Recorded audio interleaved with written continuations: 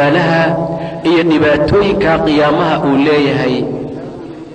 ilaahay subxaanahu wa tacaala maalinta qiyaamaha wuxuu ku tilmaamay ama uu uga digay dadka, markaasuu yidhi yaa ayuha annaasu ittaquu rabbakum, wardadow ilaahiina ka cabsada.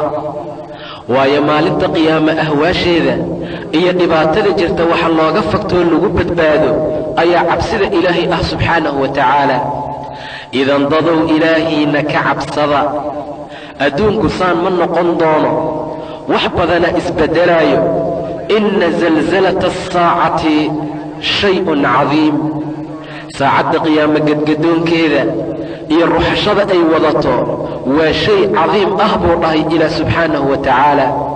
yowma tarawnahaa, waa maalin buu yidhi ilaah subxaanahu wa tacaala aad arkayso tadhalu kullu murdicatin camaa ardacat, inay hilmaamayso naag walba oo wax nuujinaysay wixii ay nuujinaysay buu dhahay ilaah subxaanahu wa tacaala.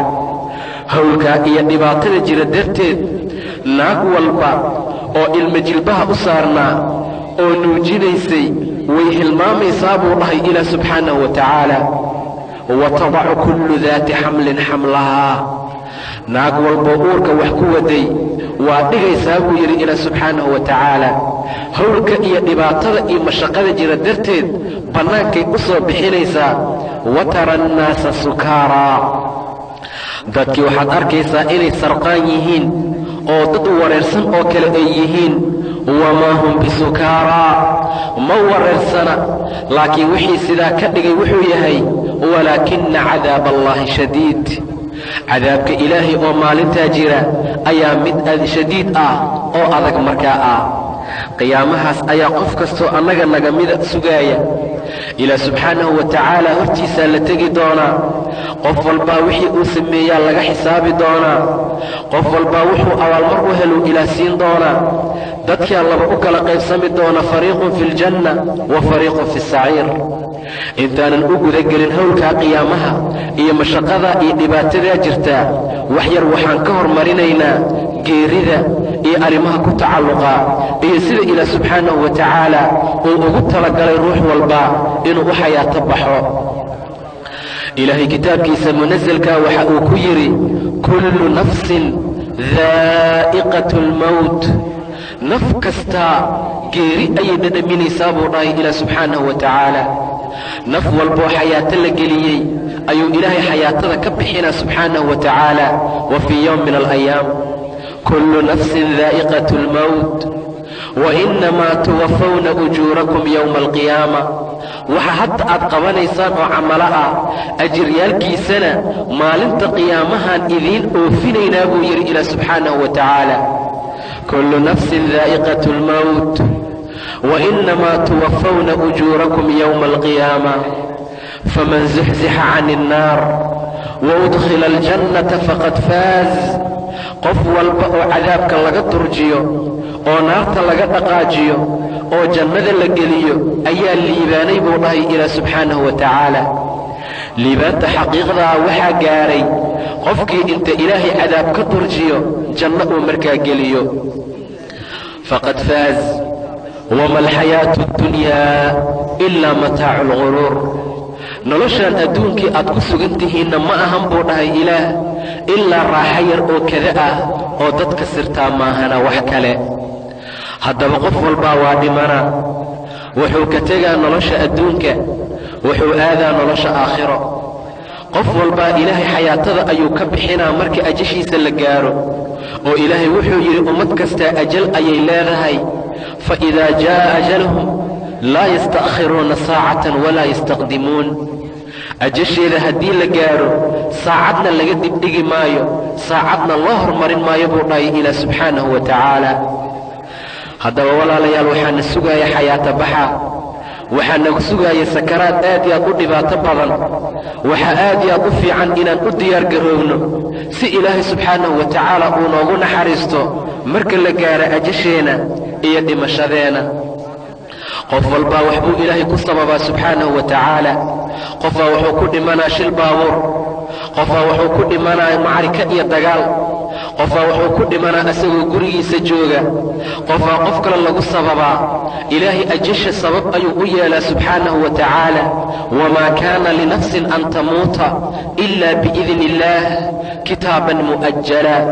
naf ma dhimata buu dhahay ilaah subxaanahu wa tacaala, ilaa hadday dhimanaysana waa idin alla subxaanahu wa tacaala.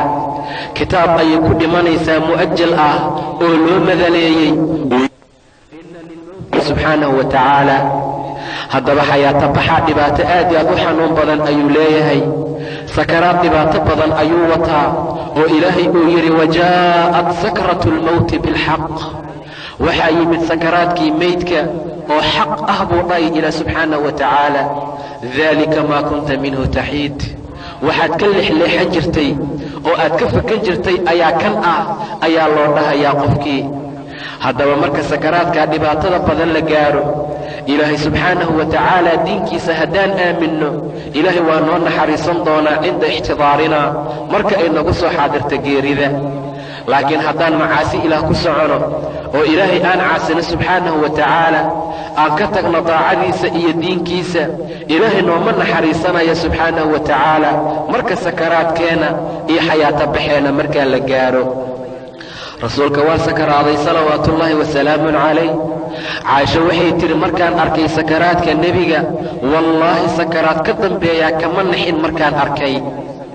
nebiga salawaatullaahi wasalaamun calayh, allaahuma acinnii calaa sakaraati almowt wa ghamaraati almowt ayuu dhahayay bay tidhi caaisha. ilaahayow iiga gargaaroo iiga kaalmay sakaraadka xanuunkiisa iyo dhibaatada markaa uu wato. inna lilmowti la sakaraat ayuu yidhi nebiga sala allahu calayhi wasalam. meydka wuxuu wataa sakaraad aad iyo aad u xanuun badan oo dhibaato badan. sakaraadka ayaa qofka soo xaadiraaya oo u soo gelaaya.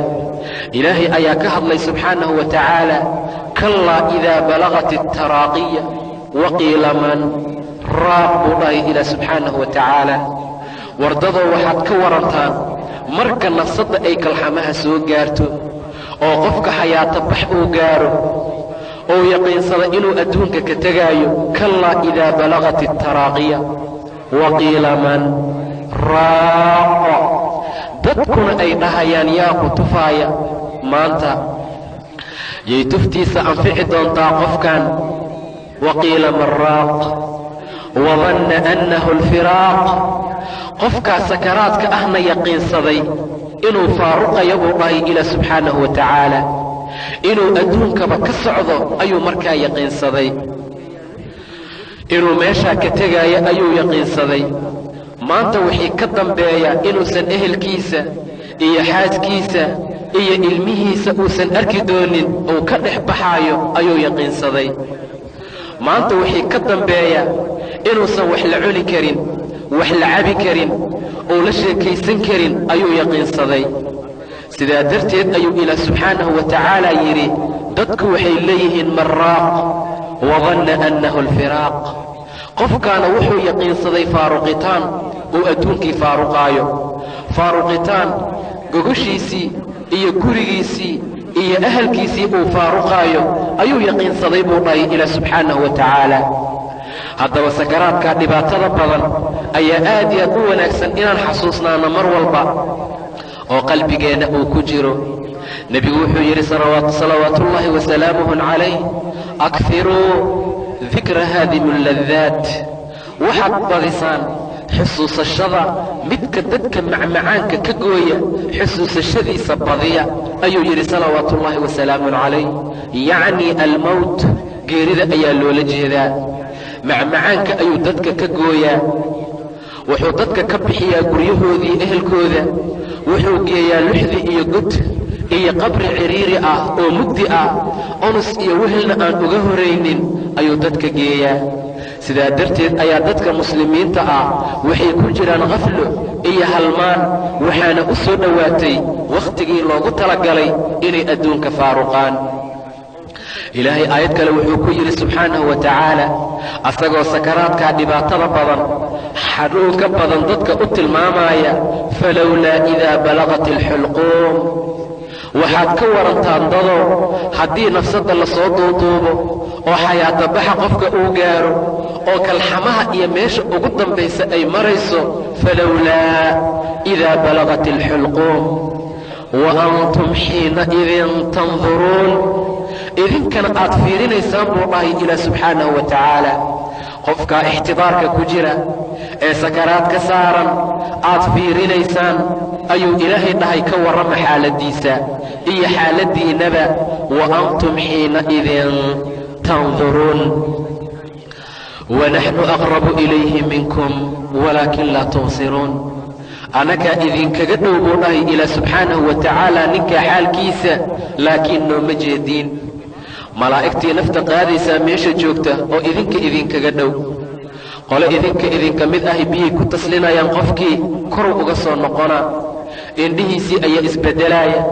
babis ayaa lagu boobaa waxyaabo fara badanaa lagu samaynaa qofkiina sakaraad waaye ilaahay wuxuu ugu talagalay maanta inuu xayaatada faaruqiyo ou ka taga adduunka lana geeya barsaq sidaa darteed uu ilaahay dhahay subxaanahu wa tacaala wanaxnu aqrabu ilayhi minkum walaakin laa tubsiruun laakiin ma noo jeediin walaakin laa tubsiruun falowlaa in kuntum hayra madiiniin haddii aad tihiin kuwa aan la abaalmarinaynin oo qiyaamo aan jirin tarjicuunahaa in kuntum saadiqiin buu dhahay ilaah subxaanahu wa tacaala qofkaa xayaata baxayo dhimanayo nafta ku celiyaba haddii aad run sheegaysiin macnaha waxaa loola jeedaa qofkaa idinka dhimanaya haddaad ruuxda ku celisiin qiyaamo ma jirtee waxaad doontiin sameeya laakiin haddii xayaatada lagu celin waayo diyaargarooba qiyaamaa jiro ilaa hortiisaa la tegaa subxaanahu wa tacaala haddaba qofka sidaa ayuu u sakaraadaa dhibaato fara badan ayuu ku jiraa sakaraadka rasuulka sala allahu calayhi wasalam wuxuu yidhi qofku inuu jannada galo 70 buurood ayaa ka xigta sakaraadka ayaana ugu sahlan subxaana allah sakaraadka waa buurta ugu fudud buu dhahay sala allahu calayhi wasalam inta kale waa ka sii adag tahay waana ka sii dhibaato badan tahay maca daalika dadkii maanta waxay galeen khaflo waxay galeen halmaan waxay hilmaameen geeridii sidaa darteed ayuu ilaah subxaanahu wa tacaala wuxuu ballan qaaday naf walba oo geerida hilmaanta inuu ilaahay cadaabka ku hilmaamo subxaanahu wa tacaala falyawma nansaakum kamaa nasiitum liqaa'a yawmikum haada buu dhahay ilaah subxaanahu wa tacaala maanta waxaan idinku hilmaamaynaa naarta gudaheeda saad maalinteenaan u hilmaanteen oo kale ayaan idinkugu hilmaamaynaa cadaabka idan dadku waa inay aad u xasuustaan geerida cabdullaahi bni cumar wuxuu yidhi nebiga ayaa garabkayga qabtay markaasuu dhahay yaa cabdallah kun fi ddunyaa kaannaka gariib adduunku waxaad ku noqotaa sidii nin musaafir ah oo kale ow caabiri sabiil ama nin wadda gudbaayo oo kale noqo ayuu ii yidhi buu dhahay nebiga sala allahu calayhi wasalam ninka gariibka ee musaafirka ah oo kale noqo musaafirka aan waddankiisa joogin guryo kuma dhisto rartiisa kuma furta meesha wuxuu og yahay wakhti yar ka bacdi inuu meesha faaruqaayo ee markaa uu ka tegaayo adigana saasoo kala noqo oo geerida u diyaargaroow adduunka musaafir ku noqo ow caabiri sabiil ama nin waddo laami ah gudbaayoo kale waayo laamiga qofku markuu rabo inuu gudbo labada dhinac inuu iska fiiriyo ayuu gudbaa ma dhex fadhiisto saasoo kala noqo ayuu yidhi nebiga sala allahu calayhi wasalam haddaad subaxdii gaarta galabtii ha sugin haddaad galabtii gaartana subaxdii ha sugin noloshaada u qaado geeridaada caafimaadkaaga jiradaada u qaado mar walbaa diyaar noqo adigoo diyaara maniyada iyo geerida iyo yaqiinta ha kuu timaado sidaa ayuu nebigu kula dardaarmay sala allahu calayhi wasalam haddaba qof kastooo muslima dardaarankaa inuu fuliyo ayaa shay lagama maarmaan ah oo loo baahan yahay nin ayaa nebiga u yimid salawaatuullaahi wasalaamuhu calayh markaasuu dhaha rasuulka allah waan ku jeclahay rasuulku wuxuu yidhi cud nafsaka almowt naftaada waxaad ku tirisaa dadka geerida ah weligaa xayaata ha ugu sheekaynin nafsadaada weligaa waa noolaanaysaa ha isdhihin tuulul amal yareey iyo didiilada yarayso sidaa ayuu nebigu kula dardaarmay sala allahu calayhi wasalam dadku markay adduunka jeclaadaan oo geerida ay hilmaamaan oy nacaan cadow ayaa lagu sallidaa sida rasuulku uu tilmaamay sala allahu calayhi wasalam waxaa soo degdegaysa buu yidhi an tadaaca alumam ummadaha gaalada ah inay isukiin wacato haddaad muslimiin tihiin sida xeerada raashinka laga cunaayo saaxiibahooda iyo dadka cunay isugu wacdaan oo kale ayay gaaladu isku kiin wacan doontaa oo dhinac ay idin kala jiidan doontaan haddaad muslimiin tihiin asxaabta nebigu waxay ku dhaheen awa min qillatin yaa rasuula allah yaraan aan yarnahay darteed may maalintaas gaalada saas noo yeelayaan maya buu dhahay nebiga bal antum kaiiruun aad ayaad u fara badan tihiin laakiin badnaantiinnu faa'iida ma leh oo waxaad noqonaysaan ka guthaa'i sayl xumbada wasakhda ee roobka biyaha uu soo qaado oo kale ayaad la mid noqonaysaan ilaah subxaanahu wa tacaala qalbigiina gaalada qalbigooda ayaa haybadda idinka aad leedihiin laga bixina qalbigiinana wahni ayuu ilaah ku soo tuuraa subxaanahu wa tacaala wama alwahnu yaa rasuula allah bay dhaheen asxaabta wahnigu muxuu yahay rasuulka ilaahayo qaala xubu اdunyaa wa karaahiyat اlmowt waa noloshoo la jeclaado iyo geerida oo la naco ayaa loola jeedaa buu dhahay salawaatu ullaahi wasalaamun calayh maalintaad geeri nacdaan oo aad jeclaataan nolosha gaalada ayaa saa isidin yeeli doonta buu dhahay salawaatuullaahi wasalaamun calayh asxaabta nebiga waxay ahaayeen salawaatuullaahi wasalaamun calayh kuwa geerida jecel oo xayaatada neceb sida dadka maanta jooga nolosha ay u jecel yihiin oo geerida ay u necab yihiin rasuulku wuxuu yidhi salawaatuullaahi wasalaamun calayh qof walba oo la kulanka ilaahay nacaa ilaahay la kulankiisa ayuu nacaa subxaanahu wa tacaala waman axabba liqaa'a allah axabba allah liqaa'ahu qofkii inuu ilaahay la kulmo jeclaada inuu dhinto ciyow aakhiro aada jeclaada ilaahay la kulankiisuu jeclaadaa subxaanahu wa tacaala xaasaska nebiga mid ka mida ayaa tiri kullunaa nakrahu almowt rasuulkii allow dhammaanteen geerida waa necabnahay rasuulku wuxuu yidhi saas ulama jeedin laakiin waxaan ka wadaa qofka mu'minka ah marka lagu soo xaadiro oo sakaraadkii xayaata baxa uu gaaro oo naftiisa lasoo duuduubo kalxamaha ay soo gaarto ayaa la tusiyaa wanaagga ilaah agtiisa uu ku leeyahay subxaanahu wa tacaala waa loogu bishaareeyaa wanaagga ilaah agtiisa uu ku leeyahay ma jiro shay uu kaga jeclaan badan yahay inuu rabbi la kulmo ilaah la kulankiisuu jeclaadaa markaasuu ilaah la kulankiisa asagana jeclaadaa subxaanahu wa tacaala amaa munaafiqa iyo qofka aan ilaahay aaminsanayn marka lagu soo xaadiro sakaraadka uu gaaro ayaa la tusiyaa dhibaatada qabriga ciriiriga mugdiga iyo cadaabka alla agtiisa uu ku leeyahay subxaanahu wa tacaala ma jira shay uu kaga naceeb badan yahay inuu ilaahay la kulmo subxaanahu wa tacaala la kulanka alla ayuu nacaa markaasuu ilaah asagana la kulankiisa nacaa subxaanahu wa tacaala haddaba laba si ayaa loo kala dhintaa dadka mu'miniintae ilaah rumeeyey subxaanahu wa tacaala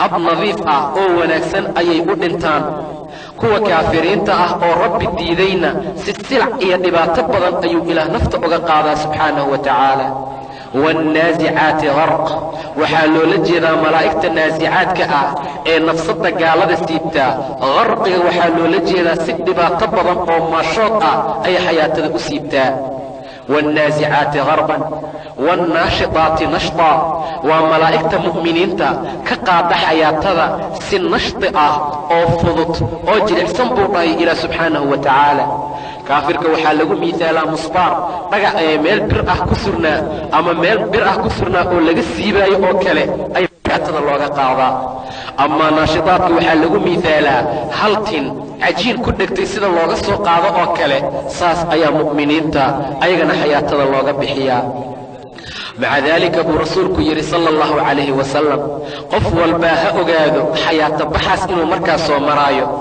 نبي حديث أيوكو يري إن المؤمن يموت بعرق جبين قفك مؤمن كاوان انتا أساقو نفور كيسو نذيذايو أيو الله صلوات الله وسلام عليه مؤمن كوحولد انتا نفور نذيذ qolo muxadisiinta ka mid ah ayaa waxay yidhaahdeen waxaa loola jeedaa xayaata baxa iyo sakaraadka ayaa waxoogaa lagu adkeeyaa qofka mu'minka ah sababtu waxay tahay qaladaadka iyo gafafkii yaryarkee ka dhacay ayaa looga nadiifiyaa si qabriga loo geeyo asagoo nadiif ah oo wax dembiya aan lahaynna beri ilaahay uu la kulmo subxaanahu wa tacaala amaa munaafiqa waa loo celiyaa waa loo kaydiyaa ilaa dembigiisa asagoo buuxa ilaah uu la hortaga subxaanahu wa tacaala mu'minka dhafoordhiid ayuu la dhintaa. muxadisiinta gobol waxay yidhaahdeen saa loolama jeedee waxaa laga wadaa asagoo dadaalaayo, qiyaamuleylka ku dadaalaayo, soonka ku dadaalaayo, cibaadaadka ku dadaalaayo,